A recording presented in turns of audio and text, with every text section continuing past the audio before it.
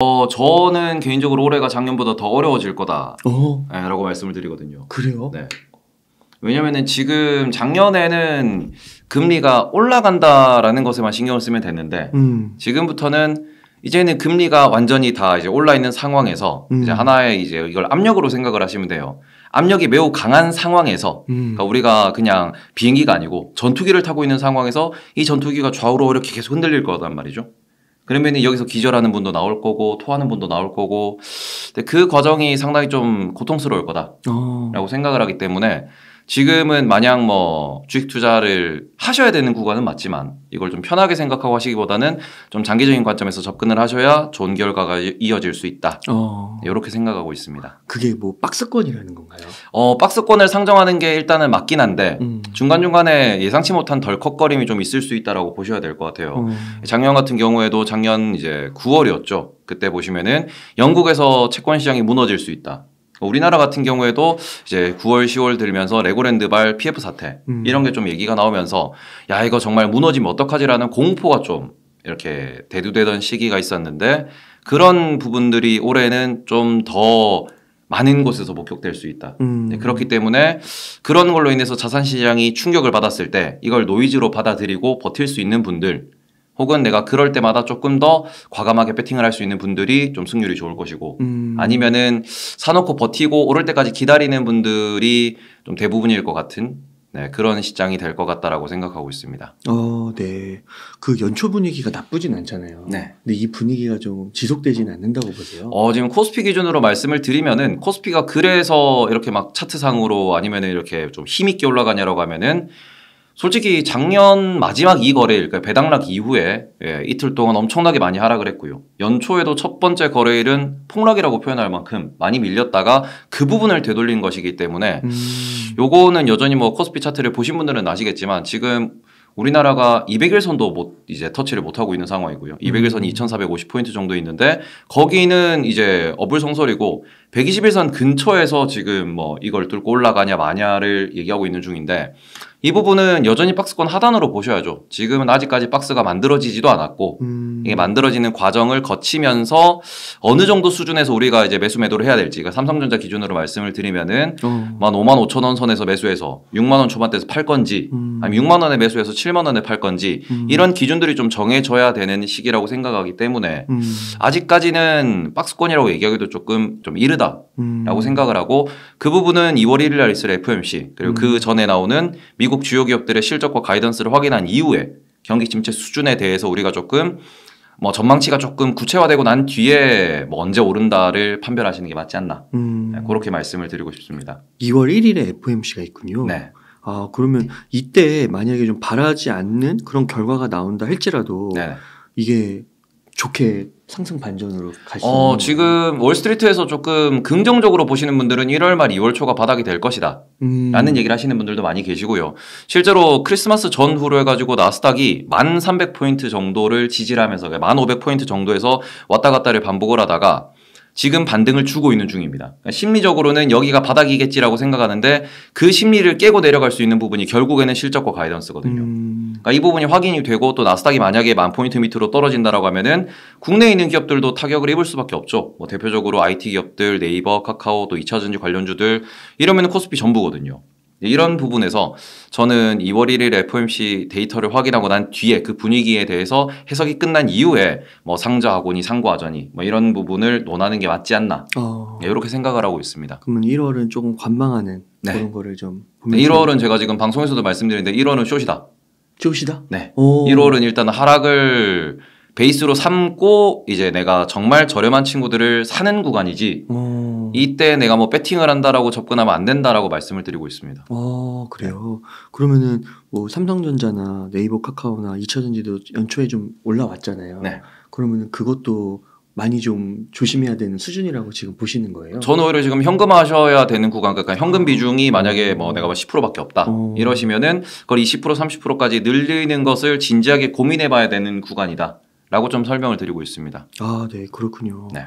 그러면은 이제 올해가 가다가 한 번씩 이렇게 크게 출렁거릴 수 네. 있다라고 보시는 거고 2022년보다도 안 좋을 수 있다고. 안 좋다라기보다는 최악은 지났어요. 그러니까 말 참. 그대로 뭐 영국 채권도 그렇고 그다음에 작년 같은 경우에는 금리가 막 올라가면서 국채 금리가 폭등하는 그런 과정을 겪다 보니까 9월까지는 정말 심리적으로 되게 안 좋았었거든요. 그런 부분에 저는 10월 달에는 라이브에서 저 한 달 동안은 매매 못할 것 같습니다. 너무 지금 어떻게 보면은 최악인 건 알겠는데 여기서 만약에 더 최악이 돼버리면은 제가 진짜 손을 놓을 것 같습니다라고 말씀드리면서 10월에는 저 매매 쉽니다라고 일단 이렇게 언급을 드렸고 그러고는 다행히도 바닥을 찍고 돌렸어요. 그러니까 정말 최악은 우리가 확인을 한 상황인데 여기서 더 중요한 거는 그래서 올해 같은 경우에 올라갈 수 있냐라고 하면은 올라갈 공간이 안 보여요. 그게 어떻게 보면 현실이죠. 지금 경기 침체가 어느 정도 수준으로 될지도 모르고 그 경기 침체에 있어가지고 가장 중요한 게 연준의 의지인데 뭐 지금 연준이라고 하면은 계속해서 금리를 올리고 안 내리겠다. 어제도 이제 파월 의장이 연설이 있었죠. 중앙은행장들이 모여서 얘기를 하고 좀 큰 행사가 있었는데 거기 컨퍼런스에서도 아무런 질문에 대답을 안 했어요.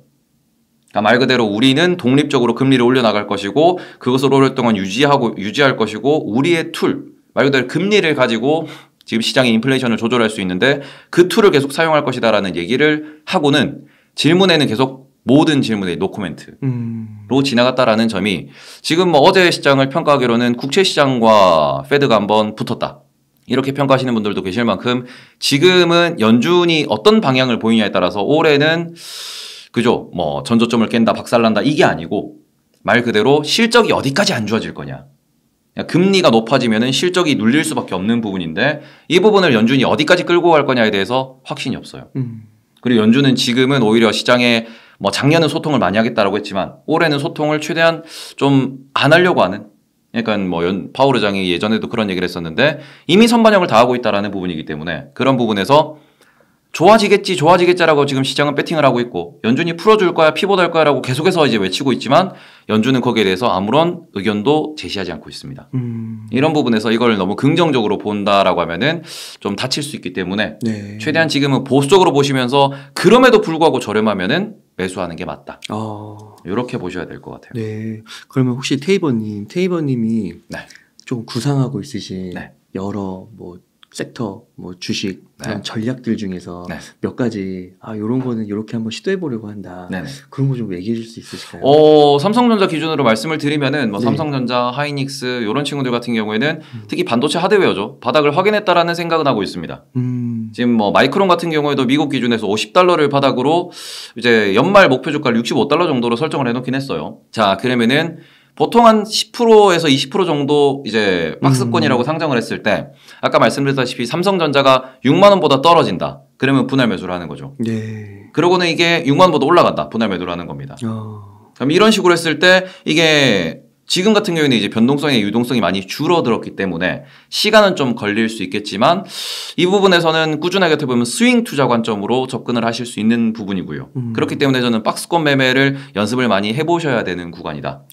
네, 개인 투자자가 그렇죠. 뭐 레버리지를 일으키고 이런 것도 뭐 중요한 방법 중에 하나지만 개인 투자자가 정말 장기 투자로 내가 3배 먹을 거를 그거를 이제 스윙 투자를 해야 되는 구간에서 계속해서 반복적으로 연습하면서 이거를 600%로 끌어올릴 수 있냐.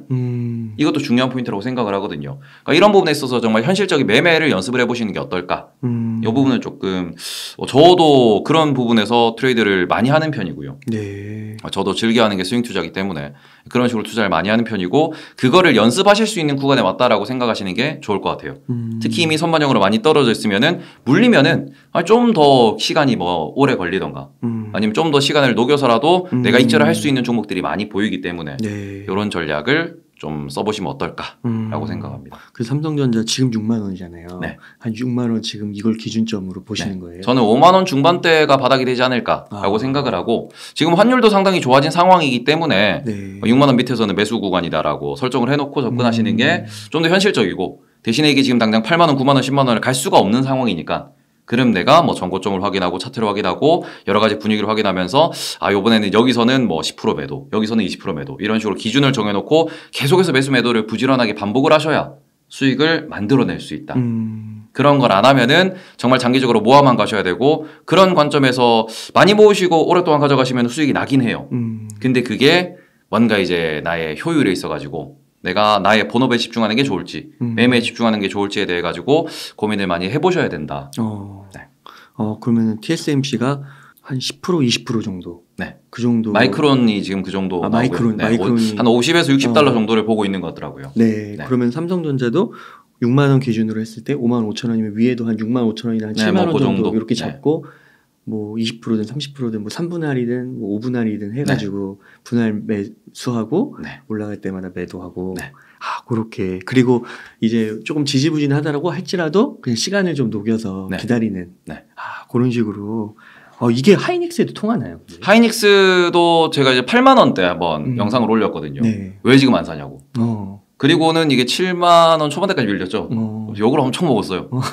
그리고는 이번에 새해 들어와가지고 8만 8천 원까지 빡 이제 돌렸거든요. 그러니까 적정 주가라는 부분에 있어가지고 이제 본인만의 기준을 갖고 계산기를 좀 많이 돌려보셨으면 좋겠다. 그러니까 말 그대로 그게 정말 많은 계산 방식이 있고 정말 뭐 ROE를 보는 방식, 배당을 보는 방식, 뭐 실적이라든지 여러 가지가 있습니다. 그런 관점에서 기술적 분석도 좋고 재무 분석도 좋지만 본인만의 기준을 만들어 놓고 요 정도보다 밑에서는 사도 되겠구나라는 그런 좀 공부에 따른 확신이 들어야 투자라는 게 성공을 하거든요. 그 부분에 있어가지고 기준을 좀 찾으시고 저는 그거를 삼성전자는 6만 원, 뭐 하이닉스는 8만 원 요 정도로 보고 있다.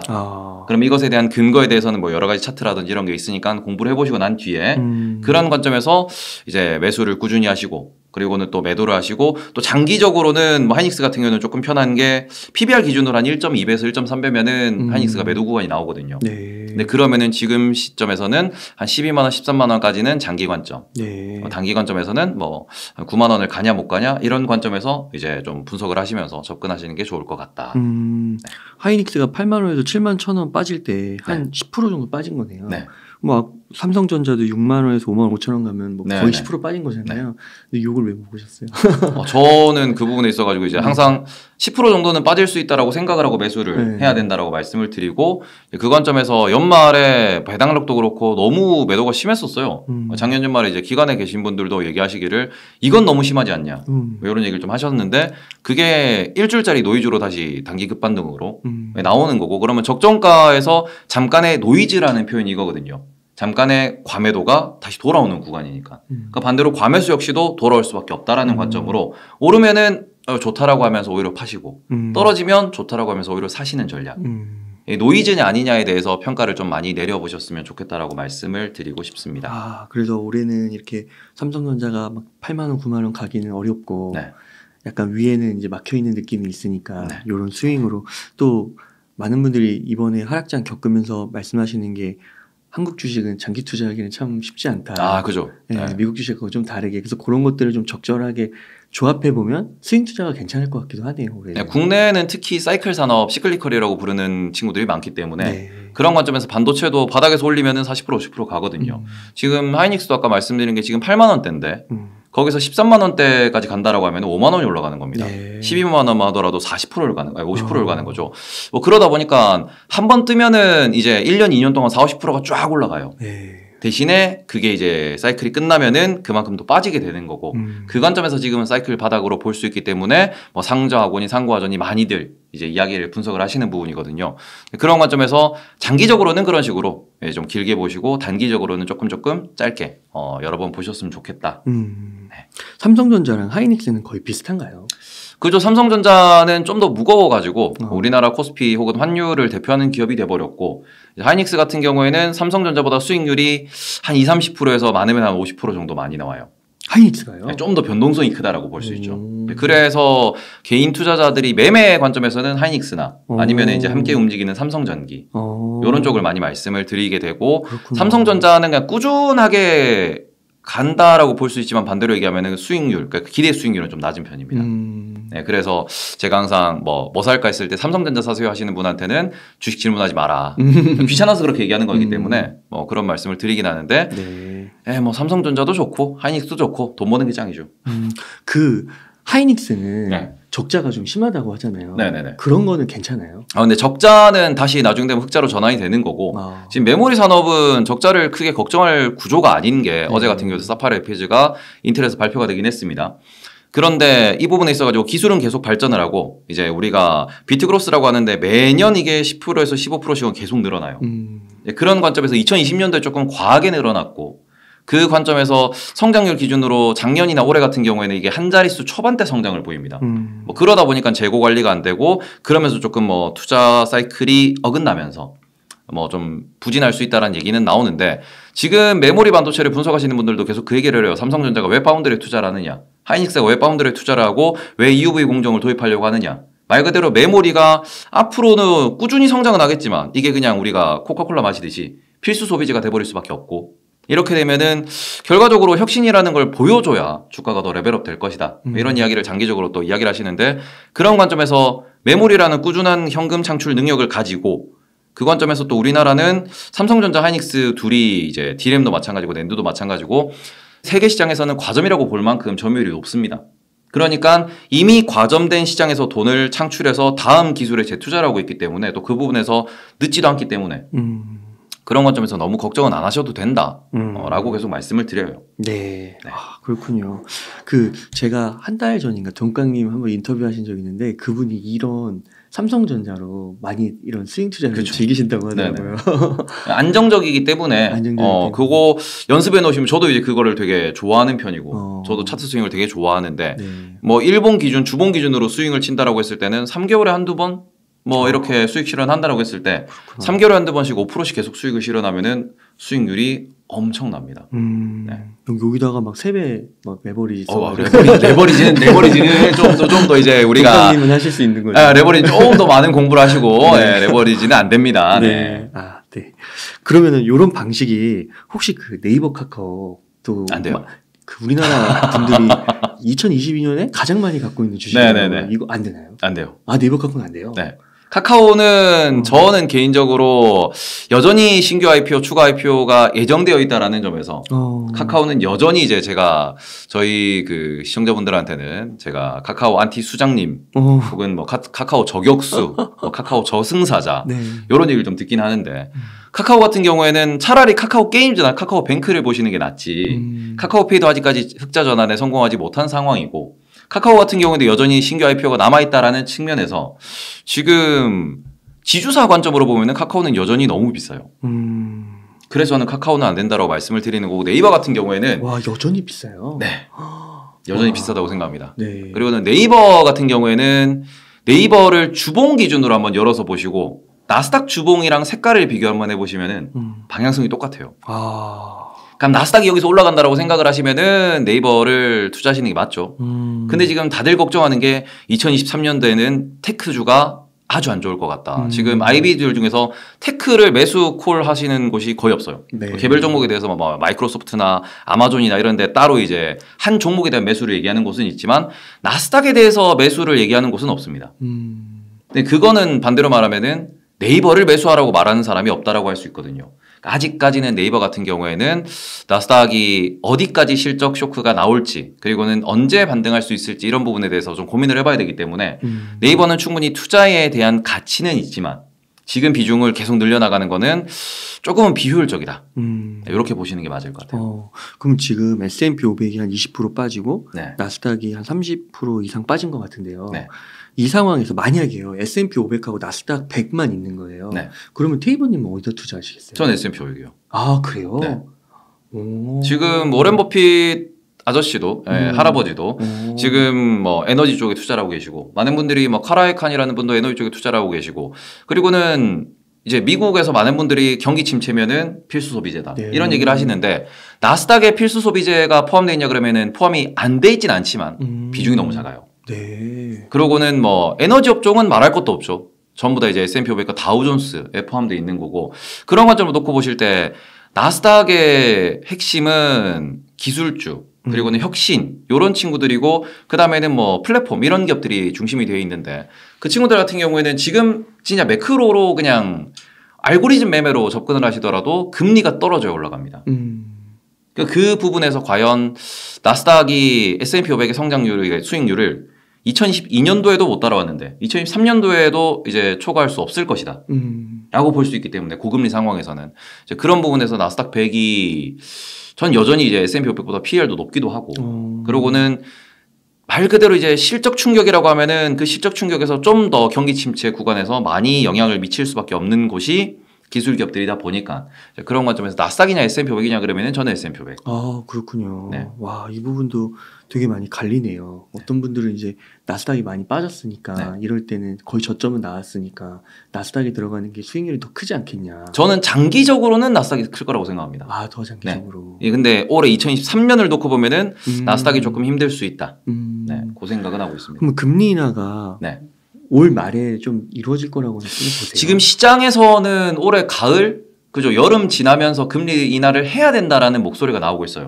그리고 그 관점에서는 나스닥이 좋을 수 있죠. 그 관점에서는. 그 0.25 정도만 떨어져도 괜찮아요. 네. 지금 오히려 시장에서는 페드와치라고 하는 것을 보면은 기준금리의 상단을 5%로 보고 있어요. 4.75에서 5%. 약간 5%를 안 넘을 것이다라고 배팅하고 있고요. 네. 그리고는 어제 제이미 다이먼이라고 그 JP모건 회장님이 나오셔가지고 이런 말씀을 하셨어요. 내가 보기에는 금리 6%까지 올려야 될 것 같다.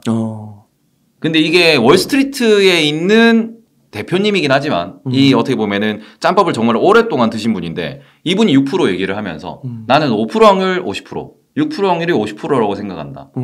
그런 얘기까지 이제 의견이 좀 갈리고 있습니다. 네. 그러니까 말 그대로 지금 가장 주의해야 되는 것은 금리를 올리면은 경제가 힘들어지니까 금리를 올리면은 우리 사람들이 사는 게 힘들어지니까 그러니까 연준이 금리를 낮춰줄 거야 라는 기대감이 시장에 깔려 있다라는 건데 이 부분에 있어서 지금 주의해야 된다라고 생각하는 게 뭐냐 그러면은 그래서 정말 연준이 금리를 낮춰줄까 라는 그 질문에서 연준이 왜 금리를 낮춰야 돼? 라고 다시 물어보면은 경제가 힘드니까 경제가 힘들어서 문제가 터지면은 레고랜드 터졌을 때 우리가 한국은행이 기준금리를 낮춰줬냐? 아니다. 네. 정부가 돈을 넣어줬다. 네. 사고가 터질 것 같으면 정부가 돈을 풀고 민생이 힘들면 정부가 지원금을 쓰면서 고금리를 끌고 갈 것이다. 네. 근데 이렇게 되면은 고금리 환경이 지속될 수밖에 없다라는 것이고 그렇죠. 정말 우리가 예기치 못한 사건 사고가 터지지 않는 한은 계속해가지고 실적이 눌리더라도 고금리를 가져가겠죠.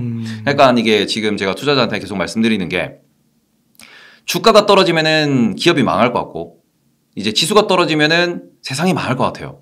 근데 문제는 떨어져도 세상은 돌아가고요. 주가가 떨어져도 기업은 돌아갑니다. 네. 그래서 지금 걱정스러운 거는 고금리 상황에서 실적이 도대체 어디까지 박살날 것이냐. 이 부분을 걱정하는 것이고 이제 그러다 보니까 그 구간에 있어가지고 기업들이 지금 여전히 소비 좋습니다. 여전히 우리 실적 잘 납니다라고 하면은 지수 반등 줄 거예요.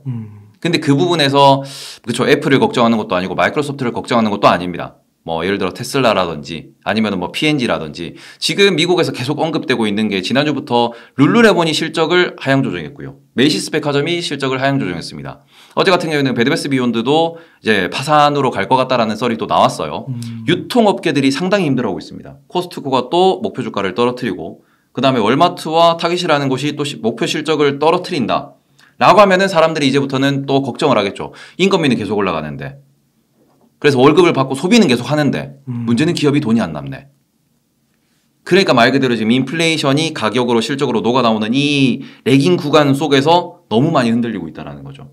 그러니까 이 부분에서 과연 연준이 실적을 보고 금리를 낮출 것이냐. 지금 계속해서 제가 이제 계속 팔로우하고 있는 거는 걱정스러운 거는 연준이 금리를 안 낮추겠다라는 의지를 너무 강하게 표명을 하고 있어요.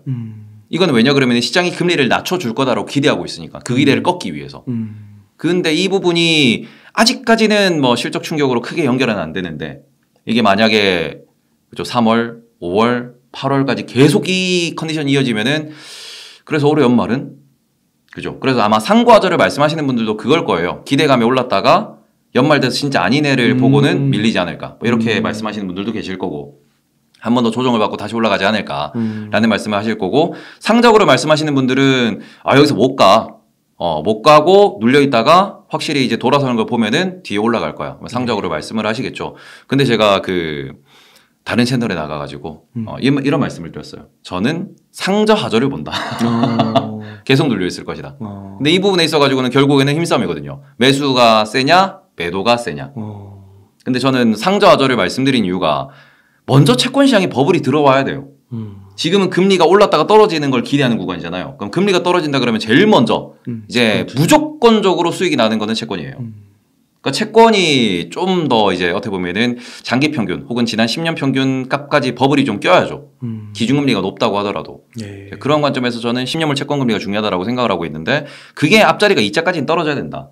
왜냐하면은 10년물 채권이 지난 골디락스 구간 이제 2008년 리만 터지고 난 뒤에 코로나 이전 구간까지 저금리 구간 동안에 어떻게 보면은 지금 연준이 목표로 하는 2.5% 인플레이션이 달성되었던 그 구간에서 10년물 채권 금리가 한 1% 후반대에서 2% 후반대, 3% 정도까지서 왔다 갔다 했어요.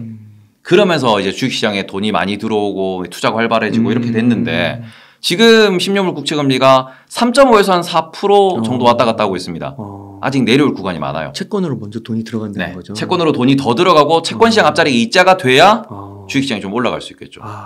그런 부분에서 저는 지금 특히 이제 올해 같은 경우 주식시장이 어려울 수 있다라고 말씀을 드리는 이유가 아무래도 순서상 채권이 좋아져야 주식이 좋아질 텐데 지금 채권이 3.4, 3.5만 되면 올라가거든요. 어제도 파월 의장이 아무런 얘기를 안 했어요. 근데 노코멘트 하는 동안 주식은 올랐지만 어제 채권 시장이 박살이 났습니다. 네. 그래서 채권 시장과 지금 어떻게 보면 기싸움을 많이 하고 있는 중이기 때문에 그 부분이 먼저 좀 버블이 꼈다. 이 정도면 진짜 과한데? 라는 얘기가 나올 정도로 채권 시장에 돈이 몰리면은 그다음부터는 채권 시장에서 먹을 게 없네 하고 주식으로 돈이 넘어갈 수 있다.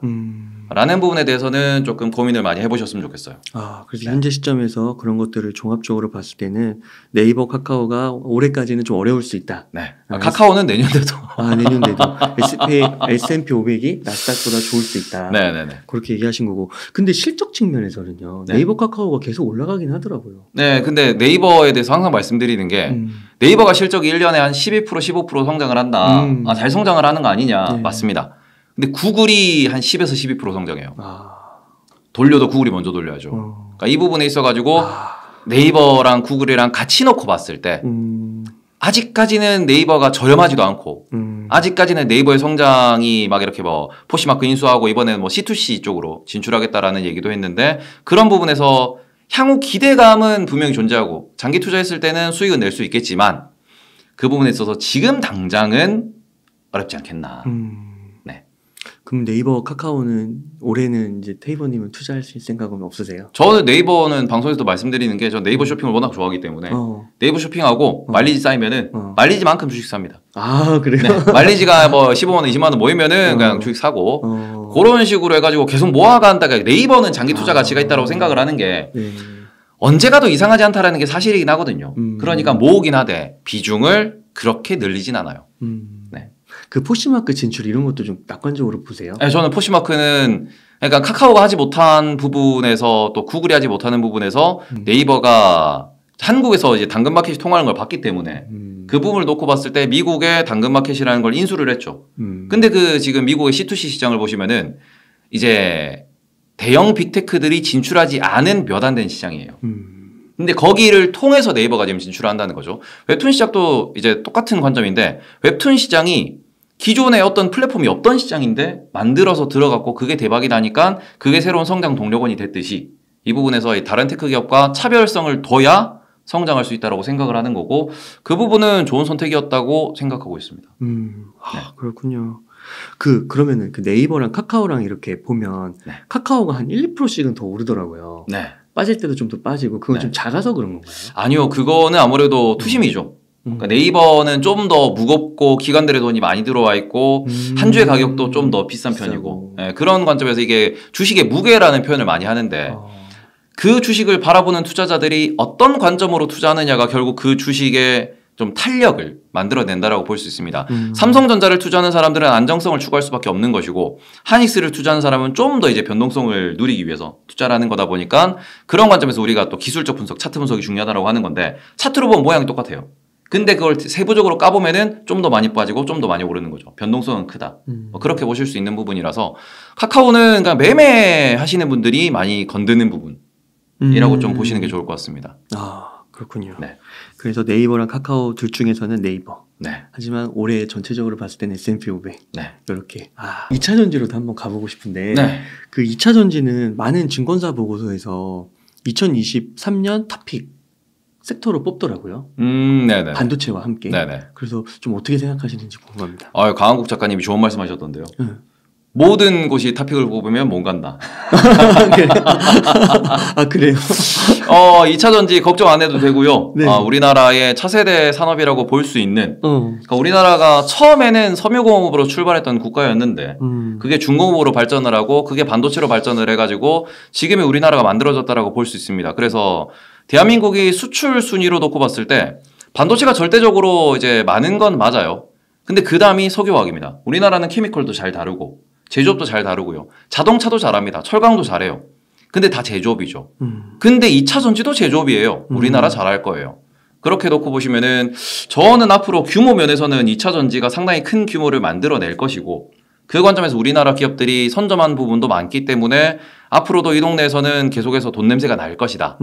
다만 걱정스러운 것은 첫째, 지금 전방산업이 좋냐라고 하면은 전방산업이 안 좋아요. 네. 전방산업이라고 하면 자동차 쪽인데 전기요금이 너무 많이 올랐고 그다음에는 자동차도 고금리 때문에 자동차를 구입하려는 수요가 많이 줄어들었습니다. 취소한다고 그러더라고요. 네. 말 그대로 지금 전방산업 자체가 안 좋다 보니까 2차 전지가 증설은 계속 이루어질 거예요. 규모는 점점 커지고 하는데 이쪽도 이제는 영업이익 전쟁을 슬슬 고민을 하셔야 되고 영업이익 관점에서 그죠 뭐 예정된 증설을 다 하고 난 뒤에 그래서 뭐 LG엔솔 같은 경우에는 100조 매출을 냈을 때 영업이익이 10%가 나면은 그러면 10조의 영업이익이 나오는 거죠. 그럼 지금 시가총액 100조가 말이 됩니다. 네. PER 20배가 안 나와요. 근데 영업이익률이 5%밖에 안 나온다고 칩시다. 100조 매출에 영업이익률 5%가 나온다고 하면은 20. 그러면은 PER 20배가 넘어가죠. 네. 그렇게 되면 지금 그때부터 애매해지는 거예요. 그렇기 때문에 이런 관점에서 제조업이기 때문에 네. 10 정도를 보시는 거예요? 10%는 나와야 된다. 그리고는 PER이 10배에서 15배 사이에서 거래가 될 것이다. 그 정도가 돼야 배당을 받더라도 2% 3% 꾸준히 같이 어떻게 보면은 가치 있는 투자를 할 수 있게 될 것이다 라고 생각을 하는 부분이기 때문에 네. 앞으로는 영업이익률이 매우 중요해질 수밖에 없다. 증설 관점에서는 아직까지 업사이드가 그죠 뭐 50% 100% 얘기하시는 분들 많이 계셔요. 근데 그 증설 관점 PSR 관점 말고 거기에서 영업이익률까지 계산을 해보면은 저는 2차 전지가 앞으로는 스윙이다. 그러니까 못 간다는 게 아닙니다. 끝났다는 건 아닌데 앞으로는 스윙이다. 그렇게 생각을 하고 있고 그 관점에서 분명히 이제 중국 기업들과의 전쟁도 한번 해야 될 거고 그 다음에는 뭐 내연기관 차량이 전기차로 완전히 전환되는 그 과정에서 또 한 가지 또 문제가 되는 거는 수소차가 또 언제 등장할 거냐 대중화 상용화 이런 것도 얘기가 나올 거기 때문에 그런 관점에서 노이즈 잡음이 끊이지 않는 그 중에서 기술이 좀 더 잘 나오고 뭔가 영업이익률을 좀 많이 확보할 수 있는 기업들 중심으로 또 재편될 가능성이 있다. 라는 생각을 하고 있기 때문에 한국에 있는 뭐 2차 전지 기업들 같은 경우에는 너무 이제 많이 떴다라는 의견이 많긴 하죠. 왜냐하면 작년 재작년에 이제 10배씩 올랐으니까. 근데 그 관점에서 지금 뭐 장기적으로는 적정 주가 수준에 도달했냐 더 올라갈 수 있냐 하면은 아직은 더 올라갈 수 있다. 네. 하지만 영업이익률이 낮아지면은 오히려 지금보다 빠질 수도 있다. 라는 관점으로 이게 제조업이라는 베이스로 케미칼 기업이라는 베이스로 접근을 좀 하셨으면 좋겠습니다. 그러니까 이게 앞으로 한 3년 봤을 때 네. 구조적 성장주라는 얘기를 하시더라고요. 네네. 그래서 우리 보통 산업이 시크릿컬인데 네. 2차 전지는 구조적 성장주이기 때문에 그리고 앞으로 시장이 많이 커질 거기 때문에 네. 그렇게 얘기를 하시는데 이게 스윙 투자랑 이게 연결이 될 수 있는 건가요? 변동성이 매우 크죠. 구조적으로 성장해도 변동성이 크다? 네, 제가 제 채널 보시면은 제가 2021년도 초에 영상을 올려놨어요. 그러니까 2022년 초군요. 작년 초에. 지금부터 2차 전지는 스윙이다. 지금부터는 더블 날리고 들어가시면 안 된다. 지금부터는 빠질 때마다 분할 매수하셔가지고 올랐다. 20% 30% 수익 나면 파셔야 된다. 그래요? 라는 말씀을 드렸고 그걸로 작년에 돈 많이 버신 분들 많이 계세요. 이게 왜 이렇게 말씀을 드리냐 그러면은 이미 선반영으로 다 올라왔는데 빠질 자리가 있냐라고 보니까 빠질 자리는 없습니다. 증설이 계속되고 있으니까 그냥 존버타고 버티고 그냥 사서 들고만 있어도 적정 주가가 될 테니까. 대신에 업사이드가 많냐 그러면 업사이드가 많이 없어요. 업사이드 다운사이드가 제한되어 있는 영역에서는 빠지면 분할 매수지만 오르면 분할 매도를 하셔야 돼요. 수익 실현을 하셔야 된다고 말씀을 드리는 부분이고 그 관점에서 수익 실현이 필요한 구간에서 수익 실현 안 하면은 다시 제자리로 돌아오거든요. 그렇죠. 예, 그 부분에 있어서 좀 컨트롤이 필요한 섹터다라고 생각을 하고 있고요. 그래서 업사이드가 아직까지 남아있다고 말씀드리는 거는 구조적 성장이 안 끝났기 때문에 그래서 여기서 뭐 50% 100% 정도를 더 볼 수 있을 거냐 그거는 기업마다 좀 다르겠죠. 그런 관점에서 그 구조적 성장이 끝나고 난 뒤를 생각하면은 그러면 어느 순간부터 더 못 간다는 얘기가 나올 거고요. 거기서부터 이익률을 봐야 된다는 얘기가 나올 거고 그렇기 때문에 저는 제조업 관점에서 지금부터 2차 전지를 다루셔야 된다. 마냥 오를 거야라고 사시는 구간은 끝났다. 그래요. 네. 그러니까 그 업사이드라는 말이 이게 이제 전방 산업이 아까 그 전기차라고 하셨잖아요. 네. 근데 이게 미국에서 전기차 점유율이 5% 이내라고 하더라고요. 네네. 5% 정도? 네. 그럼 아직 한참 남았다고 하면서 네. 이제 거기까지 그 5%면은 아직 한참 남았잖아요. 네. 그러면은 아직 그 성장할 수 있는 파이가 네. 정말 어마어마하게 남아 있는 거 아니에요? 그러면은 그러니까 미국 시장만 보면 그럴 수 있는데 지금 중국 같은 경우나 유럽 같은 경우에는 국가별로 다르지만 중국이 50% 정도 신차 판매에 그 정도까지 올라갔고요. 그다음에 유럽의 일부 지역은 신차 판매에 50% 60%까지 올라간 지역이 있습니다. 북유럽 같은 경우에는. 그러니까 미국 시장만 남은 거예요. 지금은. 우리나라도 지금 보시면은 뭐 서울 시내 같은 경우에는 택시들은 전기차가 정말 많이 보이고요. 일반 차량도 전기차가 정말 많이 보입니다. 그러니까 말 그대로 이걸 뭐 침투율로 표현하시는 분들도 계시고 여러 가지로 표현을 하시는데 이미 전기차 시대라고 부를 만큼 세상이 변했어요. 그리고는 이제 미국 같은 경우에는 관련된 증설 계획이 다 나와 있고 지금 LG 엔솔이 PER이 이제 100배가 넘어가는 이유가 GM도 그렇고 이번에 포드랑도 얘기가 나왔죠. 말 그대로 그런 식으로 증설 계획에 있어가지고 그 증설 계획이 다 반영되면은 매출이 100조가 될 거냐 200조가 될 거냐 이런 부분에 있어가지고 계속해가지고 지금 이제 끊임없이 다시 한번 계산기를 두드리는 이런 행동들이 반복된다라고 보실 수 있기 때문에 실제로 여기서 증설이 추가된다라고 하면은 오히려 주가가 한번 뜹니다. 더 벌 수 있겠네라고 생각하면서. 그러니까 아직까지 업사이드가 남아있다라는 부분은 그런 부분이지만 충분히 많은 부분이 지금 선반영되어 있다. 라고도 말씀을 드리고 싶은 거죠. 100이라는 네. 그 수치 안에. 네. 그렇군요. 그러니까 미국 시장이 그렇다고 할지라도 그 지금 PER 수준, 주가 수준을 봤을 때는 많이 반영돼 있다. 네. 그렇게 보시는 거군요. 네. 그러면 수소차 이런 거는 네. 조금 더 먼 미래로 보시는 거예요? 저는 2차 전지에 10배가 불어오신 분들은 수소 공부하시라고 말씀드려요. 네. 왜냐면은 수소 같은 경우에는 지금 자동차가 우리 눈에 자주 보이기 때문에 수소차를 중심으로 생각을 하시지만 지금 우리나라에서 주력으로 투자가 되고 또 연구가 진행되고 있는 거는 수소 선박, 수소 항공, 그럼 수소도 상업용 모빌리티, 그리고는 퓨얼셀이라고 해가지고 공업 단지에 들어가는 이쪽으로는 우리나라가 매우 수준급의 기술을 보유하고 있는 중이고요. 네. 그러다 보니까 전기차에 대해서 이제 막 배터리에 대해서 관심을 갖기보다는 이 동네는 시클리컬이다. 그럼 다음 성장 섹터는 어디일 것이냐? 그 관점에서 저는 국내는 어차피 또 제조업이라고 보면은 수소 관련된 제조업이 좋지 않을까? 특히 또 수소 관련된 거는 한국도 투자를 많이 하고 있지만 중국도 투자를 엄청나게 하고 있습니다. 또 한중일 싸움이에요. 수소도. 그렇기 때문에 향후 10년에 뭐 10배 이상 성장을 노릴 수 있는 섹터는 수소이지 않을까. 그래서 저는 방송에서는 항상 수소를 자주 언급을 드리고 수소 관련된 기업들에 대해서 앞으로 10배는 수소에서 나온다. 이걸 계속 말씀을 드리고 있기 때문에 공부를 꼭 해보셨으면 좋겠다. 네. 그 2차 전지 막 앞으로도 막 5배, 10배 오른다고 막 이런 얘기들 썸네일에도 좀 있잖아요. 네. 그러니까 그런 거 좀 과장이라고 보시는 거예요. 저도 유튜버지만 네. 그 유튜버 분들이 자성해야 됩니다. 네. 그래요? 네. 그렇구나. 그리고 또 한 가지 궁금한 게 그 2차 전지가 코로나 이후 때부터 진짜 주가 많이 올랐잖아요. 네. 근데 그 전까지는 굉장히 오랜 기간 동안 지지부진하지 않았나요? 2010년대에 그 당시에 아스트라비엑스 맞을 거예요. 지금은 다른 데랑 합병되고 이제 검색이 안 되는데 그 친구랑 세방전지라는 친구가 있습니다. 1차 전지, 납축 전지 하는 친구들인데 이제 겨울 되면은 시동 안 걸리는 그 방전되는 배터리 만드는 그 친구들이에요. 그 친구들이 2차 전지를 할 거다라고 한번 떴다가 개박살이 났어요. 10년 동안 박살이 났어요. 그러고 난 뒤에 2018년도일 거예요. LNF가 그때 2배인가 3배 갔어요. 전기차가 본격적으로 나온다. 이러고는 그게 또 다 박살이 났어요. 지금 테슬라도 마찬가지고 LNF도 마찬가지고 에코프로 BM도 마찬가지고 LG도 마찬가지고 결국에는 흑자 전환과 규모를 보여줄 때 정말로 돈이 된다라는 걸 보여줄 때 주가가 오르기도 하고요. 그리고는 오르고 안 빠져요. 그 부분에서 주식에서는 계속 중요한 게 뉴스에 반응하는 거 따라다니시면은 좀 크게 나중에 낭패를 볼 수 있다고 말씀을 드리는 게 뉴스가 돈으로 연결이 되면은 주가가 안 빠집니다. 근데 뉴스가 돈으로 연결이 안 되면은 주가가 제자리를 가요. 그게 지난 10년 동안의 2차 전지, 그러니까 2010년부터 2020년까지 2차 전지였고 2020년부터는 실제로 돈이 되니까 오르고 안 빠진 거예요. 이 부분을 이해를 하셔야 주식 투자할 때도 돈을 버실 수 있고 수소를 하시더라도 뉴스가 나와요. 정책이 나와요. 오릅니다. 파셔야 돼요. 떨어집니다. 지금은 실적이 안 나와요. 그죠.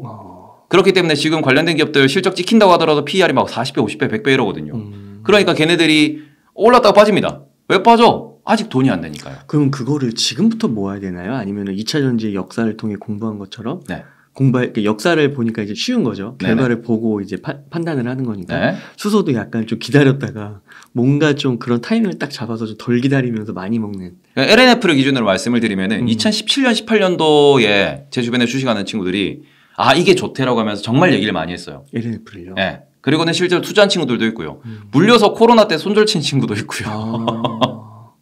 이게 왜냐 그러면은 3년 투자하고 손절 친 거네요. 네, 손절 쳤는데 그게 다시 더 올라갔죠. 뭐 이런 부분을 놓고 저도 이제 카카오를 말씀을 드리면 제가 카카오를 2015년, 6년 이때 10만 원쯤 할 때 샀었습니다. 액면 분할 전에. 액면 분할 전 10만 원이니까 지금 기준 2만 원이죠. 그때 샀다가 그거를 7만 원에 손절 치고 나왔어요. 네, 제가 그때 돈이 좀 필요해서 7만 원에 손절 치고 나왔는데 그러니까 7만 원이면은 대충 그 액면 분할 기준으로 5분의 1 잘라 보시면은 도대체 가격이 얼마야? 네, 엄청 올랐어요. 네. 그런 부분들이 어떻게 보면은 정말 내가 모든 상승을 다 먹고 싶으면 장기 투자하는 게 맞습니다. 모든 상승을 다 먹고 싶으면은. 근데 이게 과거를 보면은 좀 쉬워 보일 수 있어요. 앞으로 보면은 어렵습니다. 그러니까 언제 오르고 이게 찐 상승인지 아닌지를 알 수가 없어요.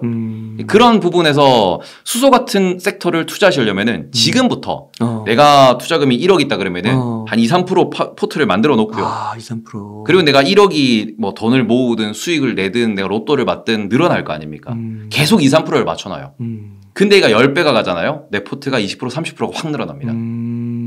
그리고는 그때 늘어날 때 정말로 이제 돈이 된다. 진짜로 이렇게 뭐 2차 전지처럼 진짜 눈에 수소차가 막 엄청 보이고 수소 인프라가 깔리는 게 보이면은 그때 이제 좀 더 비중을 늘려나가는 거죠.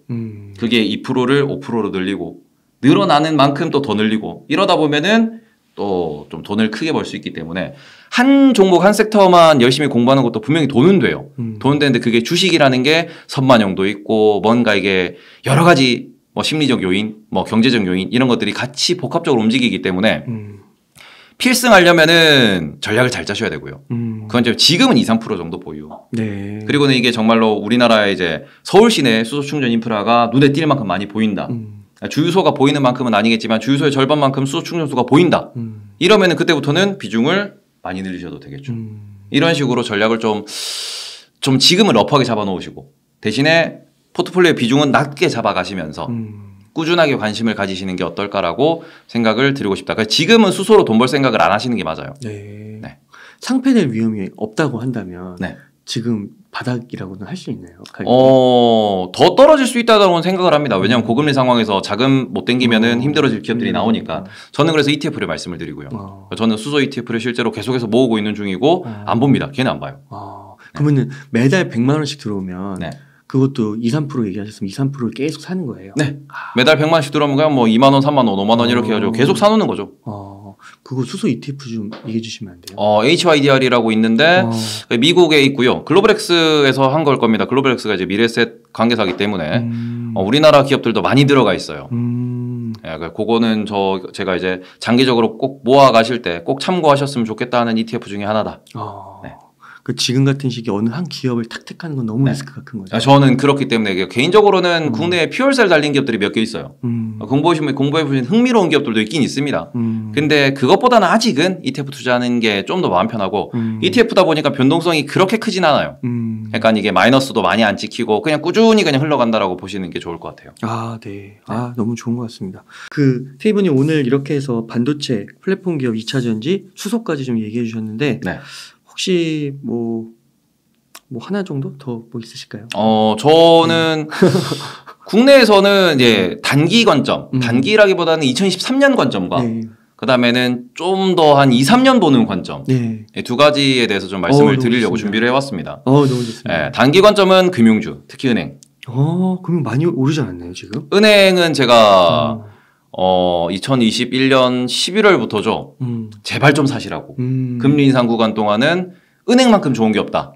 고금리 상황에서는 은행만큼 돈 잘 버는 데가 없다라고 말씀을 드리고는 주주환원이 바뀐다라는 점을 계속해서 강조를 좀 많이 드렸어요.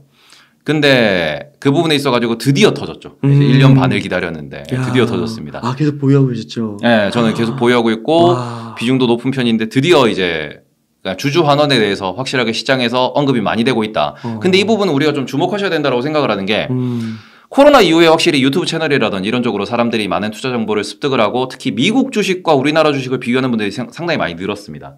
그런 부분에 있어가지고 코카콜라는 저렇게 배당을 주고 애플은 저렇게 자사주 소각을 하는데 왜 우리나라는 자사주 소각도 안 하고 자사주 매입하면 임원들한테 스톡옵션 줘가지고 이게 뭐 임원들 뭐 보너스로 줘버리고 주식 뭐 다 떨어뜨리고 왜 이러냐? 라는 얘기가 나오고 있는 지금 시점에서 정말로 본인들이 주주 환원에 있어가지고 적극적으로 대응을 하겠다. 그리고는 이것을 늘려나가겠다. 글로벌 스탠다드 기준에 맞춰 나가겠다라고 표현하는 곳이 금융과 통신입니다. 우리나라에서요? 네. 그래서 저는 금융 같은 경우에는 그래서 주주 환원만 놓고 봤을 때 정부가 규제를 할 수도 있지 않냐라고 생각을 하실 수 있는데 한 가지 더 관점을 보시면은 지금 은행 점포들 찾을 수가 없어요. 지금 실제로 은행 오프라인으로 가셔가지고 창구 가셔서 이제 업무 보신 적이 없어요. 그죠? 전 진짜 없어요. 실제로 이제 매일 하나 이상의 점포가 사라집니다. 전국에서. 그런 관점에서 특히 지금 뭐 홍대나 아니면 이렇게 뭐 좀 강남 같은 곳에 가보시면은 뭐가 생기냐 그러면은 무인 점포가 생겨요. 그러니까 ATM기가 아니고 ATM기를 조금 더 이제 벽을 치고 해가지고 거기 앉아서 중앙에 CS 콜센터에 계시는 거기 센터에 계시는 분들의 화상으로 그러니까 줌처럼 하는 거죠. 아 진짜요? 네. 그게 지금 찾아보시면 나와요. 와. 네, 무인 점포로 해가지고 그 제가 이대 앞에 갔을 때 원래 신한은행 지점이 있었는데 거기 갑자기 무인 점포로 바뀐 거예요. 와 그렇구나. 그래서 이게 뭐지 하고 찾아봤는데 진짜 말 그대로 앉아서 벽이 쳐져 있어요. 그리고는 비밀번호 치고 얼굴 확인하고 지문인식하고 다 합니다. 근데 그런 식으로 바뀌고 있다라는 거를 돌려 생각해 보면 이거는 비즈니스 모델이 바뀌는 거죠. 비용이 비용이 줄어드는 겁니다. 그러네. 산업의 구조가 바뀌고 있는데 얘들은 독점 산업이고 해외 진출도 하고 있어요. 국민은행 같은 경우에도 동남아 진출했고 신한은행이 지금 필리핀이었나 어디에서 1등하고 있습니다. 아 그래요? 네, 외국계 은행 기준에서. 와 그렇구나. 우리나라 지금 동남아에서도 확장 잘하고 있습니다. 네, 그런 관점에서 우리나라 은행들의 해외 실적 증가 그리고는 자기 자본 투자의 증가 실적 증가에 따른 주주 환원 확대 구조적으로 이게 산업이 변하고 있으면서 물론 일시적 비용으로 퇴직금이 나가긴 하지만 그게 끝나고 나면은 이익률이 많이 증가할 거예요.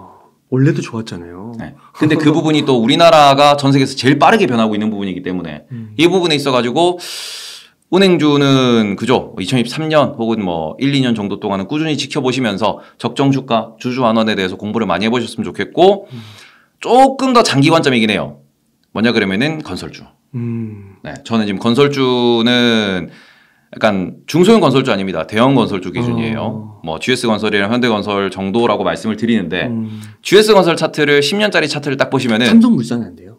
물산은 건설도 있는데 이제 지주사이자 그 또 JY님의 그 또 뭐 지분 관계라든지 그 다음에는 50%가 또 물류에서 나오기 때문에 상사기 때문에 물산은 좀 복잡하고요. 네. 그래서 저는 현대건설 그 다음 GS건설 정도를 말씀을 드리는데 GS건설의 지난 10년짜리 차트 딱 열어보시면은 밑으로 효과가 없습니다. 그게 무슨 말씀이세요? 코로나 때 2만 원이 한번 깨졌었고요. 그리고는 2만 원 밑으로 호가가 아예 없어요. 아 그래요? 네, 제가 그래서 2만 원까지 밀린 거 보고는 2만 원 초반대 딱 가길래 이 밑으로는 안 밀릴 것 같은데요. 네. 락바텀이라고 부르거든요. 네. 이 밑으로는 안 밀릴 것 같습니다. 오를 이유는 없지만 밀릴 수가 없을 것 같습니다라는 표현을 드렸는데 거기서부터 이제 올라오기 시작을 하고 그리고는 제가 그 주장을 한 이유가 부동산이 이렇게 급격하게 무너지면은 정책적으로 뭔가를 쓸 수밖에 없다. 그러니까 말 그대로 지금 부동산, 금융, 건설 이쪽에다가 작년 연말부터 터지면 어떡하지? 이거 넘어가서 증권사 넘어가고 건설사 넘어가고 연쇄부도 나고 이러면은 와 이거 은행도 위험한 거 아니야? 라는 얘기가 나왔는데 그 부분에서 정부가 계속해서 땜빵을 하고 있습니다. 그러니까 위기가 생기면 정부가 나설 수밖에 없어요. 네. 한국이 무너지면 한국만 무너지는 거거든요. 전 세계의 지금 경제 위기를 한국이 독박을 쓰게 됩니다. 그러니까 이 부분에 있어서 그 어떤 국가라도 무너지지는 않을 거예요. 무너뜨리지는 않을 거예요. 라고 생각을 하면은 이 정도면은 정부 정책이 나올 만한 타이밍이다. 그러니까 건설주는 지금이 바닥이겠구나.